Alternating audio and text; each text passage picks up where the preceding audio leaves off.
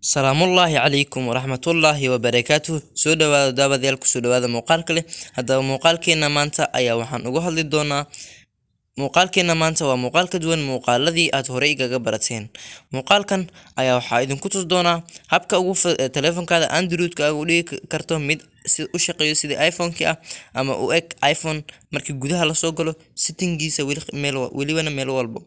Haddii aad tahay qof jecel inuu ka dhigto taleefankiisa sidii iPhone-ki oo kale, ila joog ilaa dhamaadka muuqaalka. Soo dhawaada daawadayaal, kusoo dhawaada muuqaal kale.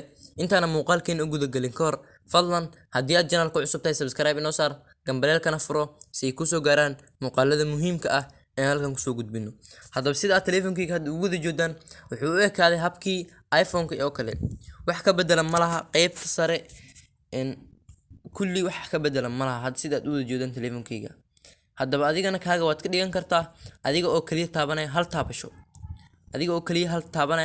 Haddaba sidee aad ugu dhigan kartaa kaliya adigoo taabanaya hal taabasho? Application noocee ayaa looga dhigi karaa programyada iyo dhammaan sida u shaqeeya taleefankaada sideed u dhigan kartaa sida iPhone-ka oo kale. Marka hore waxaad tagaysaa Play Store-ka.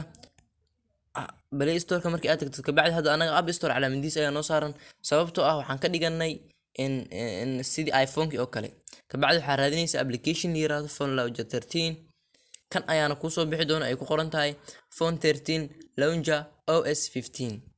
Haddaba sidaad halkan ugu wada jeedaan application-kan waa la update gareeyaa mar walbo. Hadda update-ka ugu dambeeyay waxaa la update gareeyay 8 September 2022. Haddaba sidaad ugu jeedaan application-kan waxaa soo degsatay in ka badan 800 oo kun. Haddaba sidaad ugu jeedaan waa application tayo leh. Markaad soo degsato kabacdi taleefankaaga sidan ayuu kaaga dhigayaa qaybta contactiyada waxyaabaha oo dhan sidan ayuu kaaga dhigayaa. Even xataa haddii aad rabtid in aad wax ku duubatid ama aad qof ugu faantid waad samaysan kartaa kaliya adiga oo soo degsanaya application-kan. Fadlan haddii uu muuqaalku cajibay like inoo saar, subscribe saaro, gambaleelkana furo si ay kusoo gaaraan muuqaalada muhiimka ah. Wixii ifafaalo ama dhibaato aad ka qabto linki commentiga nooga reeb. Application-kan linkigiisana waxaa idin dhigay qaybta hoose ee linkiga.